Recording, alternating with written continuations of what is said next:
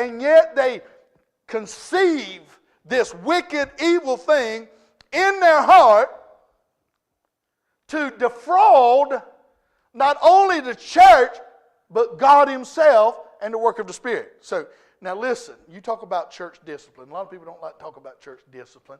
And you know, say, Brother Eddie, why don't people like church discipline? Because it makes us do right or we get kicked out of church. You say, I ain't never heard of nobody getting kicked out of the church. That's because nobody practices church discipline. Now, I want to ask you a question. If you don't go to work for 3 days and don't call the boss, what they going to do? They're going to fire your behind, right? There's consequences for what you've done, right? Amen. And so if the world, the secular world, gives us consequences for that we do wrong, what do you think God's going to do? The wages of sin is, okay? So when we sin against God, what we're asking for is bring death. God, kill us. I'd rather be fired than killed, I don't want to, right? So we look at church discipline and you say, what is the purpose of church discipline? Why did Bobby Lynn whip me? Because he wanted me to grow up and be a decent young man and do the right thing and do what he told me to do, right? So I told her to whip it. Did he love me? There ain't no doubt in my mind. There ain't no doubt. He long solved that for me years ago. There's no doubt that man loved me. But he brought the thunder when he brought it, right? But he brought it for my good because he loved me. And because God, he said, them I love, I will chastise. I will deal with you. I will work with you. Sometimes it takes unto death because we're so hard-headed and hard-hearted.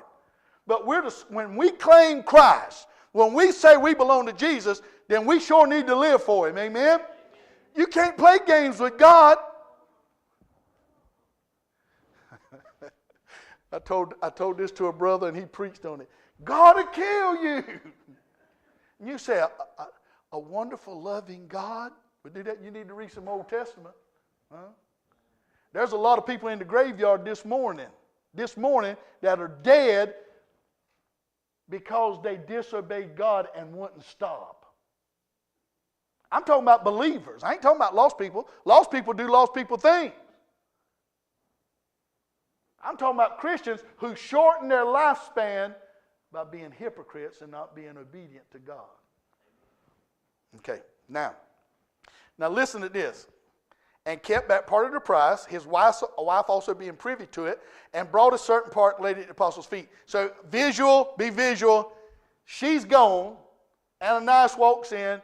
Peter and the elders of the church are sitting up there, and he walks in, and I imagine he's kind of got a little pimp on him. You know what I mean? You know, he's kind of pimping a little bit. And he just pulls up in his robe there, and he's got him a little leather bag.